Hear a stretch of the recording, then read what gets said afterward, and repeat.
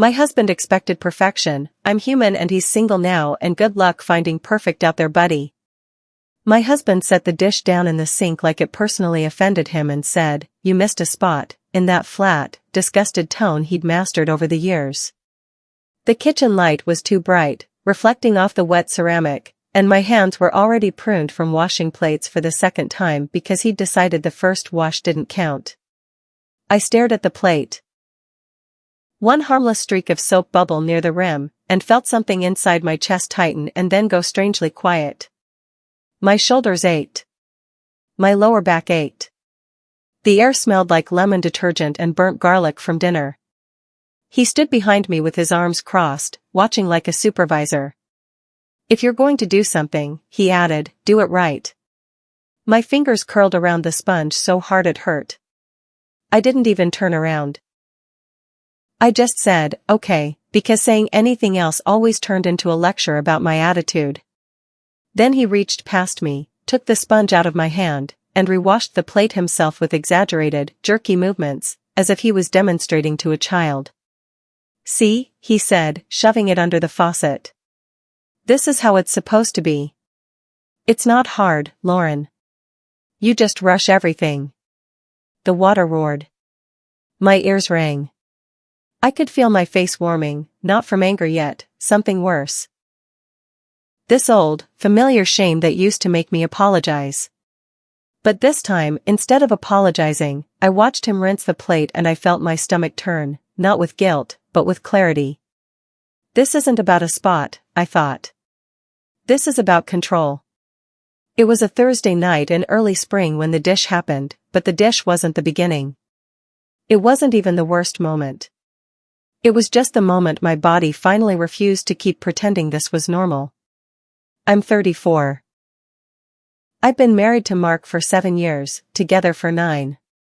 If you'd asked me at year 1, I would have told you he was driven and high standards and the kind of guy who pushes you to be your best. I used to say it like it was flattering that he noticed everything. Like being under a microscope meant I was special. Now I realize I was just slowly shrinking to fit into whatever version of perfect he decided I should be that week. Mark didn't start out cruel. He started out picky. The kind of picky you can laugh off. He'd fold towels a certain way. He'd line up the spice jars labels out. He'd correct my pronunciation of random words. If I told a story and got a detail wrong, he'd stop me and say, "Actually, like it mattered." At the time, it felt annoying but harmless. I thought, everyone has quirks. Then the quirks became expectations. If I cooked, he'd taste it and immediately offer feedback. Too salty, not enough salt, chicken overcooked, pasta undercooked, vegetables sad. If I cleaned, he'd inspect. If I made the bed, he'd tug the corners and sigh. If I bought groceries, he'd critique brands. If I wore makeup, it was too much. If I didn't, I looked tired. If I laughed loudly, it was unladylike. If I was quiet, I was cold. I could never land in the place where he approved, because the place moved depending on his mood. And the worst part is he didn't frame it like abuse. He framed it like me not meeting basic standards. Like he was the normal one and I was the messy, careless person who needed training. Somewhere along the way, I started pre-apologizing. "You know that habit? Sorry, I know it's not perfect. Sorry, I'm running behind. Sorry, I probably did it wrong." I started doing it automatically, like a reflex. Mark would smirk when I apologized, like he'd won. Like the apology was proof he was right. I also started hiding pieces of myself. I stopped singing in the car because he'd comment on my pitch. I stopped buying bright colors because he'd call them childish. I stopped inviting friends over because he'd complain about the mess they left behind. I stopped talking about my job with excitement because he'd point out the parts one could have done better. I even stopped telling him when I was sad, because sadness annoyed him. If I cried, he'd stare at me like I was malfunctioning. "Why are you doing that?" he'd ask. "Can you not be dramatic?" Once, I told him I felt overwhelmed. We both worked full-time, but somehow the house was still my responsibility by default. He looked at me over his laptop and said, "Plenty of women do this without complaining." Like my exhaustion was a moral failure. We didn't have kids, which I used to be sad about. Now, honestly, I feel relief so strong it makes me nauseous when I think about it. Because leaving would have been so much harder if little people were tied to him. The dish night happened after a week where everything felt like it was being graded. Mark had criticized my outfit at a work event. "That dress is fine, I guess." He'd corrected me in front of his friends when I mentioned a movie and got the year wrong. He'd complained about the way I loaded the dishwasher, again. The constant small corrections built up until my body felt like it was always bracing. When he snatched the sponge and rewashed the plate, something inside me snapped, not in a loud way, but in a quiet, irreversible way. I watched his hands and I thought about how many hours of my life I'd spent trying to avoid this exact expression on his face, this look of contempt. And I realized, even if I became perfect, it wouldn't stop. He'd just find a new spot. He put the plate in the drying rack with a satisfied little nod. "There," he said. "Now it's clean." He turned toward the living room like the matter was settled. And I heard myself say, "I'm done." He stopped mid-step. "Done with what?" he asked, already irritated.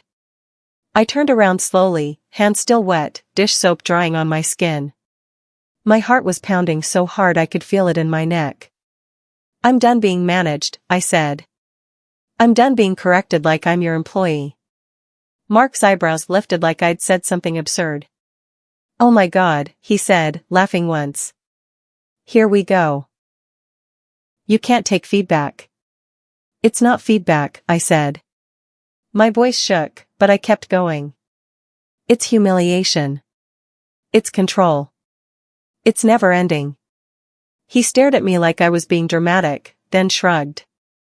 "If you don't want me to point things out," he said, "then do them right."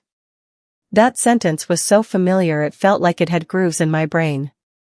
And in that moment, I realized how trapped I'd been by trying to prove I was right. Because his definition of right was just whatever made him feel superior. I dried my hands on a towel and set it down carefully, like I was trying not to scare myself with my own decision. "I'm not doing this anymore," I said. "I want a separation." Mark blinked. Then his mouth tightened. "You're joking," he said. "No," I said. "I'm not." He scoffed and leaned against the counter, arms crossed. "You'll be back," he said, so confidently it made my skin crawl. "You always calm down." Something in me hardened. "No," I said again. "I'm not calming down. I'm waking up." He rolled his eyes like he couldn't believe he was stuck in a conversation with someone so unreasonable. "So what, you're just going to throw away a marriage because I want things done properly," he said. "Because I have standards?" I stared at him and tried to find the man I married, the one who once brought me soup when I had the flu, the one who used to hold my hand in the grocery store. But all I could see now was the man who measured my worth in spotless plates. "I'm throwing it away because you don't actually love me," I said quietly. "You love the idea of a wife who makes your life look perfect." His face flickered, anger, then something like insult. "That's not true," he said. "I love you." He gestured vaguely. "I need you to be better. Better. Always better. Never enough." I slept in the guest room that night with my suitcase open on the bed like a threat I'd finally made real. My hands shook as I folded clothes. Mark paced in the hallway outside the room, making little sarcastic comments. "So where are you going?" he called. "Your friend Jenna's? The one with the messy apartment?" He laughed like it was funny.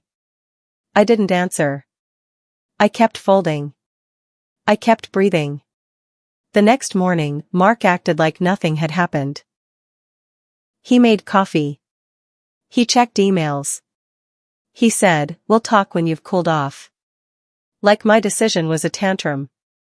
That's when I knew I couldn't do a slow fade. I couldn't do let's see. I needed action, because Mark's favorite thing was wearing you down until you gave up. So I did the most grown-up thing I've ever done, I told people the truth.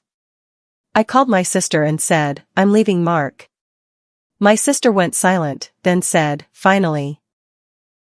Not like she was happy, but like she'd been waiting for me to see it. I called Jenna and asked if I could stay for a few nights. She said yes before I finished the sentence. I cried in my car after that call because it was the first time in years I felt like someone was on my side without conditions. I made an appointment with a lawyer. I opened a separate bank account. I pulled my important documents. Passport, birth certificate, the social security card Mark used to keep organized in his safe. I took photos of everything in the house that was mine. I documented. I planned. I didn't announce it to Mark like a movie scene. I just prepared, quietly, like I'd been trained to do. When I finally told Mark I was moving out, he didn't beg. He didn't ask me to stay. He got angry. He stood in the doorway while I carried boxes to my car and said, "You're making a huge mistake." I didn't look at him. I focused on the weight of the box in my arms, the grit of cardboard against my palms. "Maybe," I said. "But it's my mistake to make." He followed me down the driveway, voice rising. "You think you'll find better?" he snapped. "You think someone else is going to put up with you being sloppy? Emotional? Inconsistent?" I finally turned then. My hands were shaking, but my voice was steady. "I'm not looking for someone to put up with me," I said.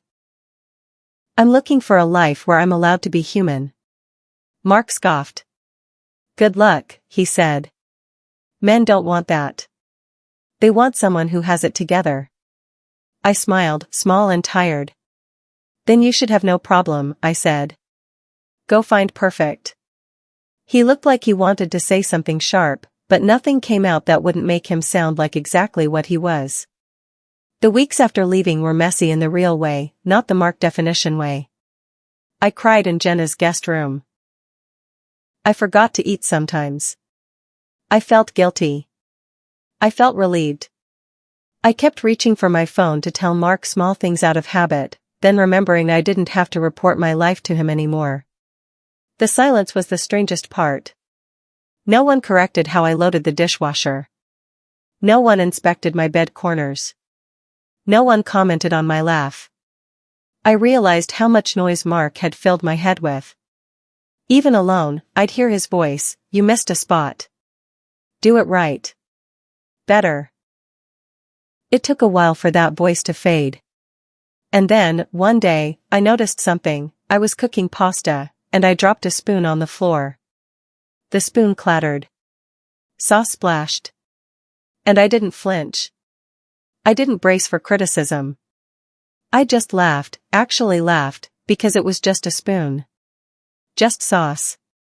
Just life. Mark started texting me a few months after the separation paperwork began. Not apologies. Not accountability. Little jabs disguised as concern. "Hope you're keeping things clean.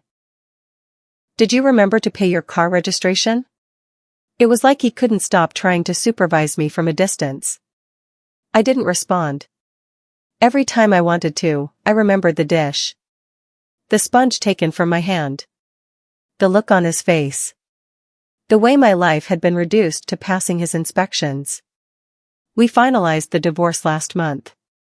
When the judge asked if the marriage was irretrievably broken, Mark said yes with a tight jaw, like he was agreeing to something unfair.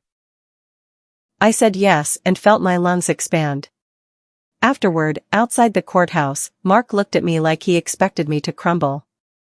"You happy now?" he asked. I looked at him, really looked, and felt nothing like the fear I used to feel. Just a quiet distance. "I'm getting there," I said honestly. He snorted.